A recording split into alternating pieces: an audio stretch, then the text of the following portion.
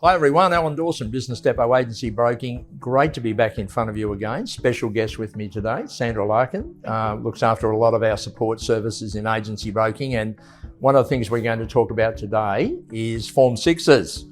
A lot of fun in relation to these, but look, one of the things that's important too, I wanted to bring Sandra in on this discussion because she has so much experience around them, from both a coalface but also, of course, in an acquisition phase, getting your rent roll ready for sale, but also showing in as well, maybe a few buyers' perspective there as well. So Sandra, maybe some experience around Form 6s. Thank you, Alan. Look, when we're doing any kind of seller's acquisition and audit, what we mainly find from a seller's point of view on Form 6s is the licensee name and number is incorrect. The licensee number and the expiry date. It's surprising how many we find are expired because you've got to renew that every year and people forget to update that on the Form 6, on the template. Also, we find ACN and ABN numbers are incorrect, which is really common as well.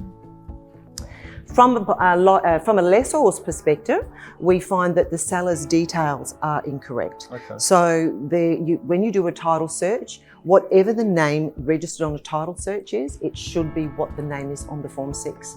And we find there's an inconsistency with that. Sometimes also we find lot numbers are missing, title reference numbers, things like that are also missing. A common also thing that we find is fees on the Form 6 don't match the schedule. So the schedule, you have to write the fees, and so do you do on the Form 6, and they don't match. So make sure that they match. Also, when we're doing audits, we find that when we check the CRM, the fees don't match in the CRM either. So there's an inconsistency. So from a buyer's perspective, obviously when they're purchasing a rent roll, and we've done post-acquisition audits, we have picked up $8,000 for one client where we found fees that the seller wasn't charging, and when we did the post-acquisition, we picked it up. So it definitely paid for our services and more. Wow, that's brilliant. And again, that's the level of expertise you need, whether you're in the acquisition phase or getting your ducks in a row prior to going to the market, but of course during that phase as well, and then also after, to be able to bed it in to make sure that everything is as it should be. Look, I've had instances where we've had settlements ready to go, Form 6s haven't been right, settlements have been delayed.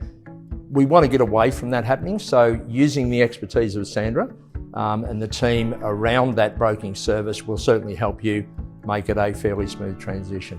And Alan, also from a banking perspective, do you have any insight on the Form 6s being transferred from PAMDA? Well, a lot of banks in the current environment won't fund PAMDA, so you really do need to get your Form 6s in place, have them in order, so that we don't have that delay around settlement. Great advice all round. Look forward to touching base soon. Sandra's details are available at the end of the recording. Mine are there as well from the broking side of it. Sandra's expertise on acquisition as well as audit. And we look forward to being back in front of you again real soon. Thank you. Bye.